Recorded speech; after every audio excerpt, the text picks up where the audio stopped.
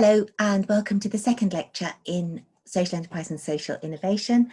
And this week we're looking at cooperatives.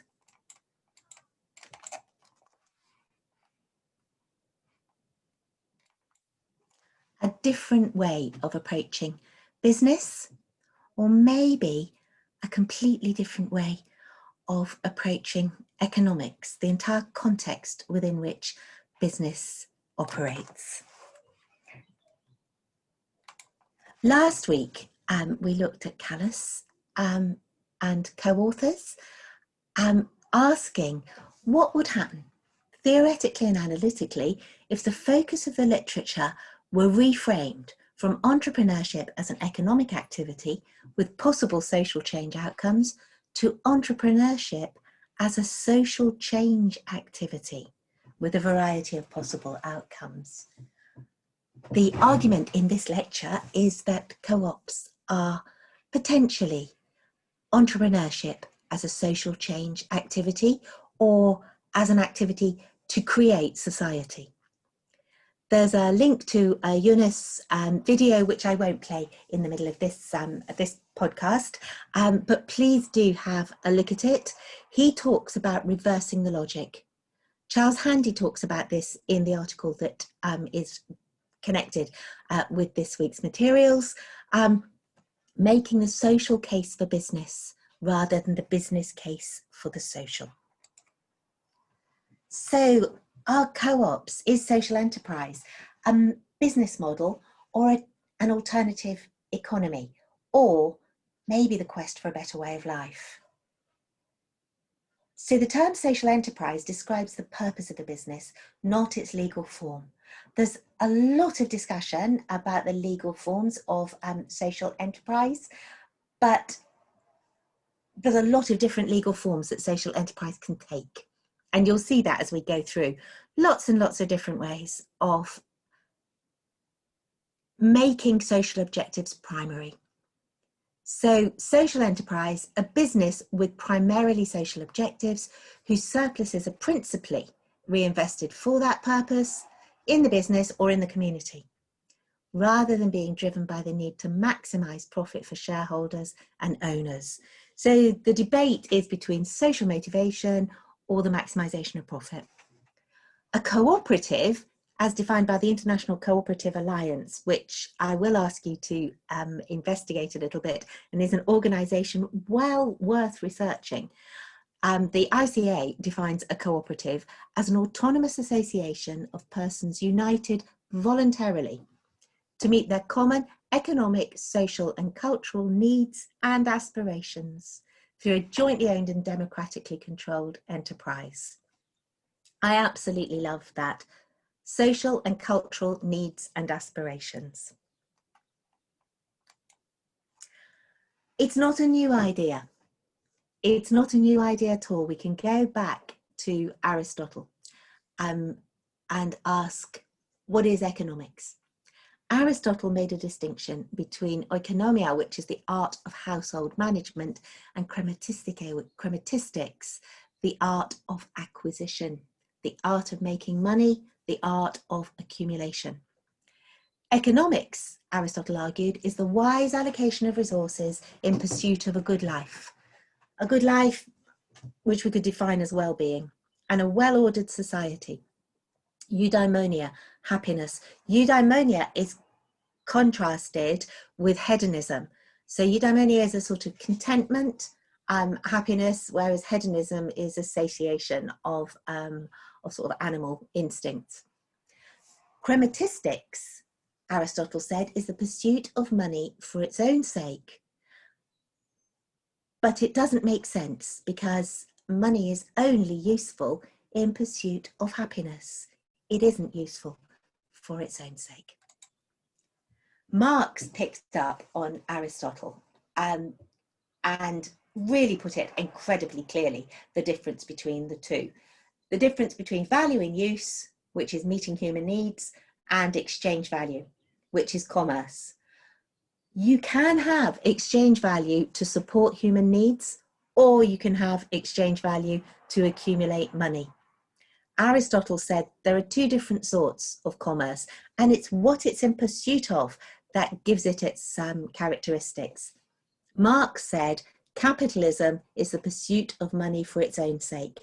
Capitalism is the sale of commodities which are produced in order to be sold, in order to make a profit, in order to reinvest, in order to make more profit. Marx made the distinction between exchanging wheat, say selling wheat on the market, getting money for the wheat and using that money to buy clothes. There, you're changing a commodity into money and you're using that money to get another commodity which satisfies the need for clothing. Marx said, and his process of commodification is this: it's where you take money to start off with as the thing that you want to make more of. You put the money into a commodity in order to make more money, not in order to get money to buy something else. So you make something, or you invest in a business to make something, to sell that something, to make money, to reinvest, to make more money. Who said this? And who said this? It's not Marx. The interests of those who live by profit has not the connection with the general interest of society as that of labourers and landlords. The proposal of any new law or regulation of commerce which comes from this order of those who live by profit ought always to be listened to with great precaution and ought never to be adopted till after having been long and carefully examined, not only with the most scrupulous, but also with the most suspicious attention. It comes from an order of men whose interest is never exactly the same with that of the public, who have generally an interest to deceive and even oppress the public, and who accordingly have, upon many occasions, both deceived and oppressed it. I'm an accountant, so I'm afraid I'm very, very much in tune with this quote which comes from Adam Smith. Adam Smith, who is supposed to be the man who came up with the theory of the invisible hand, which he did, but I don't think it's necessarily the way that we interpret it nowadays. He was, though, responsible for the move of price dynamics to become the central focus for economics, which has been called the crematistic turn, the point at which economics moved from thinking about how to allocate our shared resources for a good society, which is what Aristotle said that we should be thinking about. Economics moved to thinking about how the market, how the exchange mechanism can regulate the exchange of goods. And this was the crematistic turn. Smith says, after the division of labour has once thoroughly taken place, it is but a very small part of these necessaries, conveniences and amusements of human life with which a man's labour can supply him. The far greater part of them he must derive from the labour of other people, and he must be rich or poor according to the quantity of that labour which he can command or which he can afford to purchase. So basically, Smith is saying that human labour becomes something that can be exchanged and can be put into commodities, which then can be sold, which the person who owns the commodity will then get the benefit from. And this is what Marx was arguing against. Adam Smith noticed, but he didn't pursue its consequences for economic theory, that things which have the greatest value in use have frequently little or no value in exchange. And on the contrary, those which have the greatest value in exchange have frequently little or no value in use. Nothing is more useful than water, but it will purchase scarce anything. A diamond, on the contrary, has scarce any value in use, but a very great quantity of other goods may frequently be had in exchange for it. So value in use versus exchange value. We operate at the moment in a system where exchange value is the way that we tend to look at things. And it makes it quite difficult for us to think in other ways. Aristotle and the art of living well. Aristotle argued that the art of acquisition, chromatistics, the art of money making, is possibly all right if we employ it as part of the art of living and living well, as part of economics. We can acquire use values by means of trade. Say we can trade wheat for linen, and we can make clothes, and we can make the clothes, and we can sell the clothes. Exchange value is not the problem. Exchange is not the problem. The problem is when we are exchanging to make money, accumulating exchange values. Aristotle argues that chromatistics has no inherent limit. Its basis is acquisition and accumulation, so the engine of growth is inbuilt. It strikes me that Aristotle and Marx's arguments can be applied to the modern situation really quite easily. A lot of social enterprises are reactions to our markets being based on the art of acquisition, and they're saying, no, we need to move back. We can still use exchange, we can still trade, but we need to be trading for different reasons, not in order to make money, but in order to live, and to live well. Right livelihood, the Buddhists call it. So Karl Polanyi picked up on Marx's ideas, and he was writing, he wrote his major book actually as the Second World War was coming to an end, having watched two enormous conflagrations caused by our inability really to share the resources that are available to us. He argues that markets, financial markets, disembed. So commerce tends to escape society, that idea of chromatistics running away with itself. So commerce tends to pursue exchange values rather than values in use. So we move towards speculation rather than making. So commerce disembeds from the social, but the double movement is that society tries to pull it back in line. It tries to re-embed commerce in the social. So we've got a constantly swinging pendulum. And I think you can see the arguments about regulation of markets, about free markets, deregulation, need for regulation, need for international law, international order for corporations. I think you can see this reflected. You can see Polanyi's theories reflected in what's happening today. He argues that we create fictitious commodities out of land and labour, that you can't commodify land and labour, but the commercial markets try to commodify them because they try to commodify everything. The market moves in to our thinking about everything. You can think about education if you want to, you can think about universities and see whether it makes sense what Polanyi's saying. Here's a quote from him. "To allow the market mechanism to be the sole director of the fate of human beings and their natural environment would result in the demolition of society." And you can add on nowadays, Extinction Rebellion definitely would, the destruction of nature.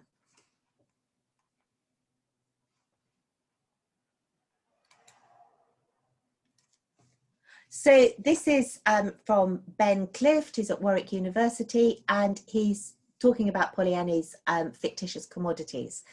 So he says that Polanyi reset the terms of the argument. It isn't just a question of whether markets are more efficient economically, it's whether they're efficient on human and environmental terms as well. Is it a sensible thing to do to allow people and nature to be included as parts of the production process within the market economy? Can you put a price? Can you use Smith's price mechanism to value people and nature? The pictures from Charlie Chaplin's Happy little worker in the big machine.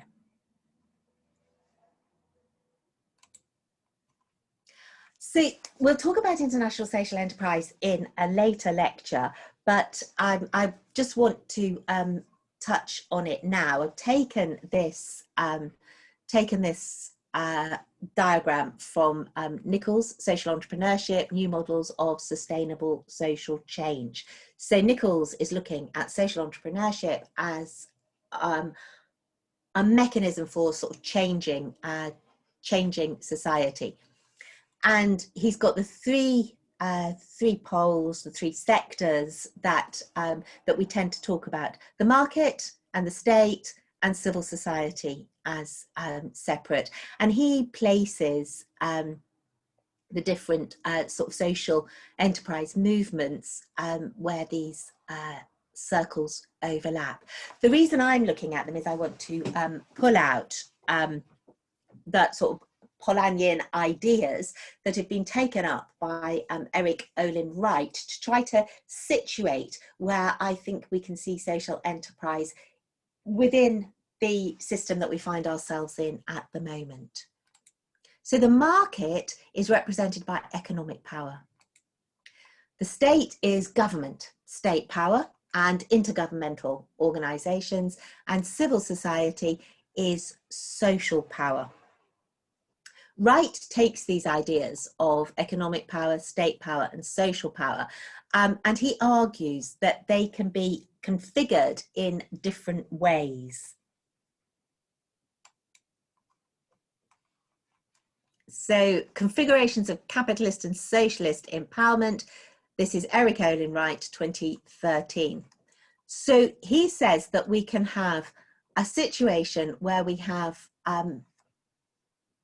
economic power, the sort of pillar of economic power, as being the most important in the way that we organize our economic activity and even our society. So here we've got economic power which drives economic activity. Economic power here is not Aristotelian. Economic power here is money driven. So economic activity, investment, production and distribution of goods and services is largely driven by economic power, by finance. But he says it's not just economic activity that is driven by economic power in a situation like this. Economic power also drives state power. The government is largely driven by economic interests. And again, I think it's worth thinking about, can you think how this might be playing out in front of us, how this might be playing out in our society nowadays, our society and other societies that you can look at. Economic power also influences social power. So the idea of the people as primarily consumers rather than citizens, or people as primarily consumers rather than as social actors in their own right. So social power is influenced by economic power. It has an influence on economic activity and it has an influence on state power, but it is weaker than the economic power.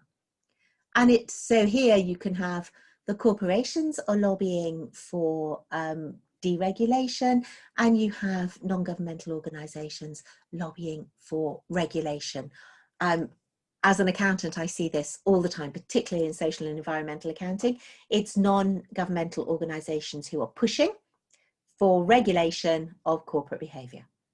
But they are a lot weaker and they spend a lot less than the corporate lobbyists do. So I've said, this is me on top of Eric Olin Wright, that the social economy within a capitalist system is quite small. It's quite small and it's quite marginalised. So when we look at social enterprises, they are not the mainstream. They are to the side of the mainstream and they're different from it. Wright says that if we really want human beings to flourish, we need to move to the idea of socialist empowerment. This is not state power. This is not communism. This is not what people generally think of as Marxism. This is where grassroots movements, social organisations have power to influence the state, more power than the financial markets.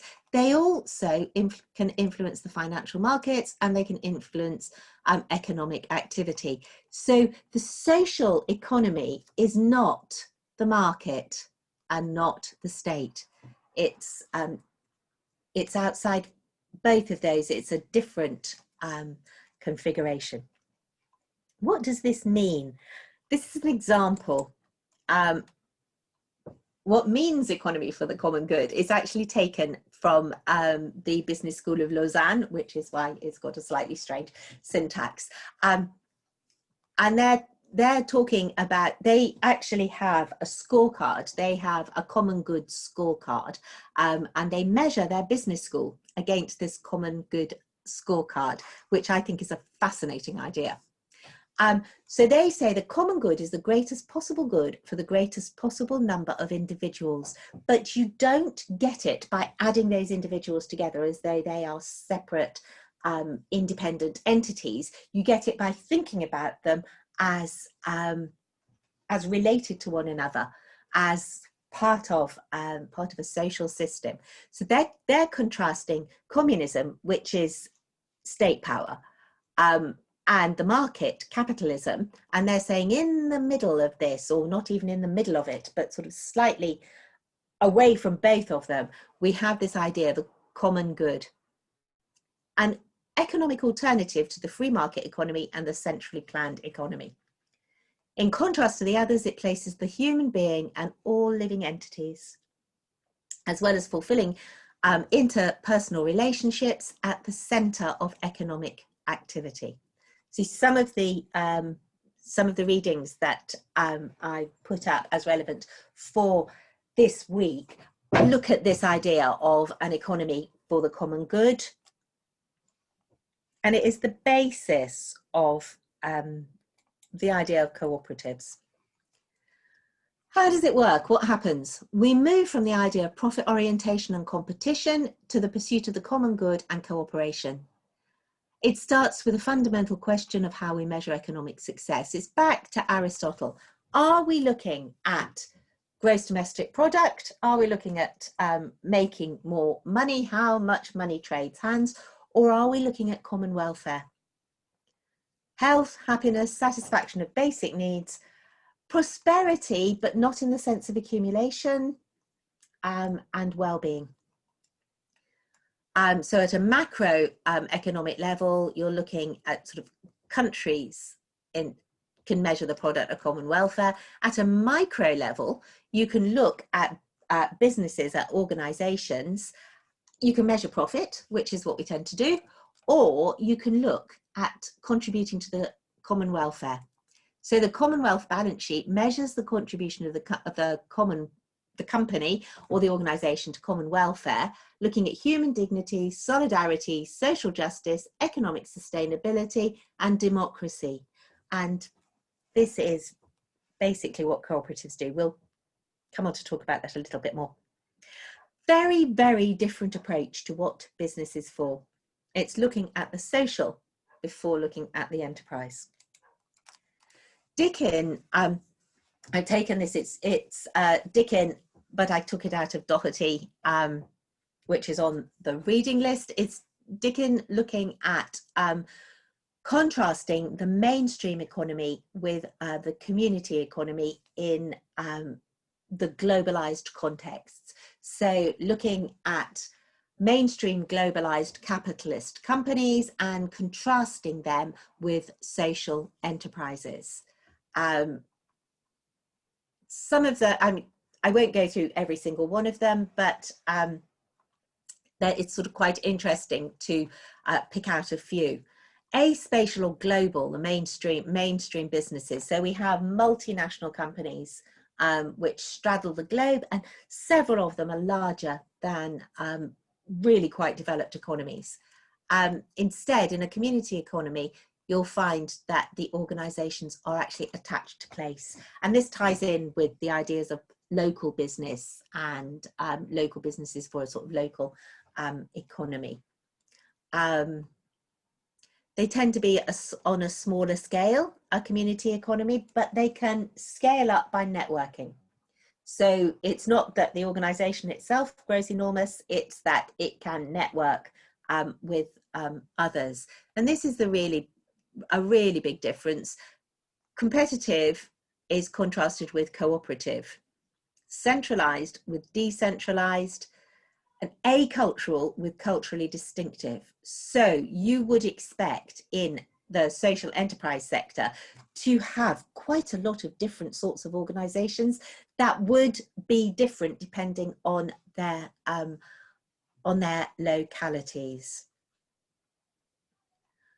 The very important one for us as well at the bottom, privileging short-term returns, that mainstream globalized capitalist companies, they privilege short-term returns because they are designed to maximize shareholder value, and shareholders sell their shares on stock exchanges.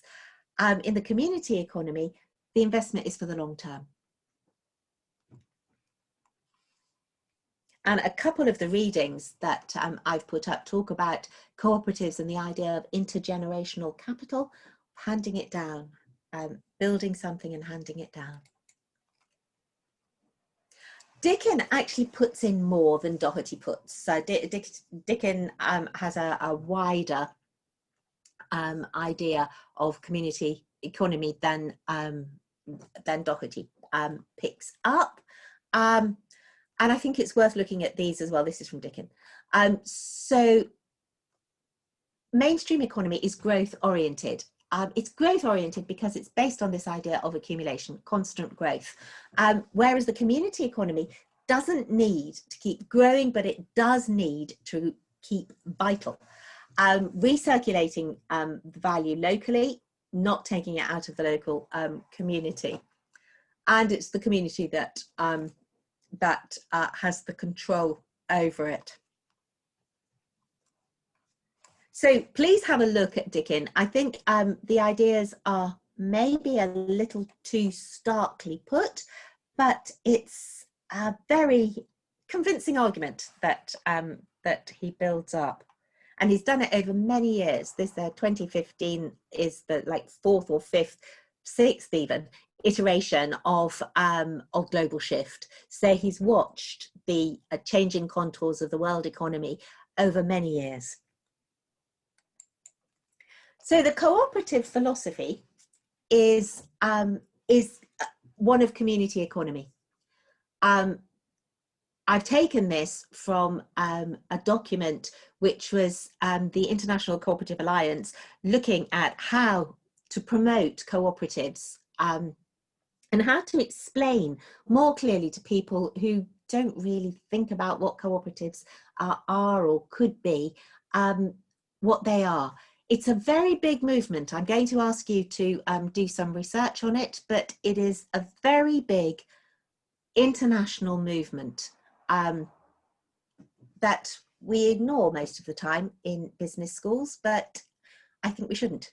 So, cooperative philosophy believes in the possibility of a more egalitarian world. It's grounded in a worldview that human beings are social creatures who are willing and able to cooperate with one another for a greater good. Johnston Birchall has written a book about cooperatives, which isn't on the reading list, but you could look it up if you wanted to. It's called People-Centered Business. It's business that recognise people are the most important things for business. It's not profit. It's human relations, community, and association. And they are emphasised in cooperatives over property relationships. As a factor of production, labour has dignity and precedence over capital. Sounds quite Marxist, this, but it's the ICA's philosophy. Labour has dignity and precedence over capital. Capital, if it enters the picture, should be a servant to labour. Labour hires capital. The way that we operate in mainstream business, finance goes into the business and people work for the business for wages. They get wages for what they put in, and that's it. Whatever profit is made goes to the providers of finance. In co-ops, we move this around. It's not true for all co-ops, but it's true for the pure idea of a workers' co-op, which is that the workers borrow money if they need it, but basically labour is the important thing. Labour has the control. In market-oriented thought, we emphasise individualism and competition. The pursuit of self-interest is natural and normal, and the market's invisible hand ensures the most efficient outcomes. Inequality is a natural reflection of the condition of humankind and not necessarily a bad thing. There's quite a lot of argument about that at the moment, isn't there? And again, it's really worth looking at those arguments and thinking about them a bit. Any effort to reduce inequality should be philanthropic in nature and handled separately from the economic system. So Bill Gates makes a huge amount of money. He steps outside the market system and becomes a philanthropist. And that is wonderful. I think Bill Gates is really a brilliant man. And I think the Gates Foundation does an awful lot of good work. But it isn't empowering the people that are being, well, it is empowering the people that are being helped. But it isn't handing the control of their economic lives to them. So basically, what Tan Sui Chi and Ting Weber are saying here is that in the capitalist system, the focus on individualism means that property relationships are core, that capital hires labour, takes the profits from that labour, and then can decide what to do with it. To try to address problems in society, we need philanthropy. We need people who have got a lot of money to put money into those problems. The cooperative approach is no, we don't need people to put money into addressing those problems. We need to establish a system where people can help themselves. The next slide shows you, it's a YouTube link to a Swedish film, which has a lot of very miserable music and is quite slow in places, but has some very, very good arguments about exactly what cooperatives are, particularly the parts where David Seekert is explaining how cooperatives work. So please take the opportunity to watch that. You can skim through if you want to, some pretty good little cartoons in there as well. It's quite long though, it's 50 minutes. So what is a cooperative?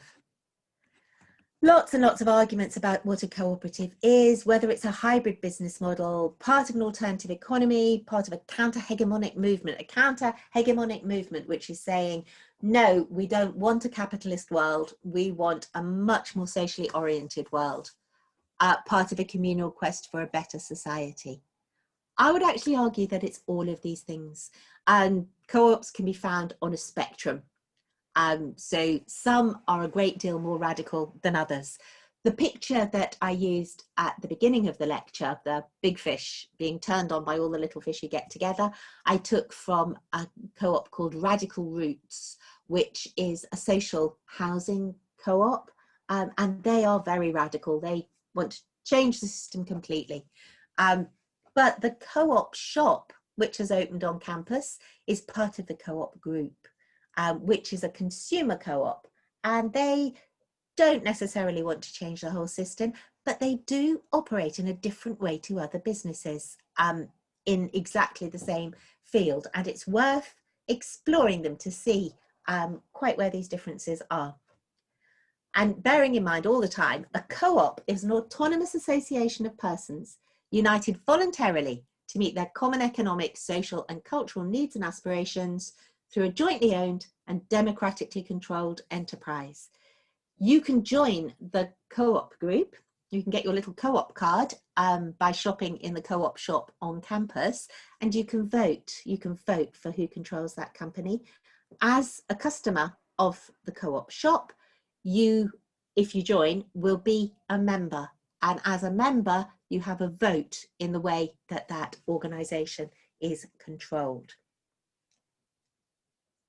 So before the next seminar, please, could you think about the following questions and come with some answers, because for the first little bit at least, we'll have a discussion. What's distinctive about cooperatives? What strikes you? If you go on to the International Cooperative Alliance website and you read about co-ops, and please do this because it's a fascinating website, what can you learn about co-ops? How do they differ from investor-oriented companies? How important are they? How big is the co-op movement? How big are the biggest co-ops? To apply it, is Wikipedia a co-op? If you think about the way that Wikipedia works, I will also confess this, I love Wikipedia. I think it's an absolutely brilliant invention. Look at how it operates and see what you think. Is it a co-op? Isn't it a co-op? Why is it a co-op if you think it is? Why not if it is, if you don't? Why isn't Facebook a co-op? I'm just telling you it's not. Would it be better if it was? Should Facebook and Google be co-ops? How could we do that? How could we turn Facebook into a co-op? And what about Uber? What about Uber? What would you consider the advantages and disadvantages of co-ops as compared to corporations? So if you could think about those questions, please, and we'll talk about them at the next seminar. Oh, God.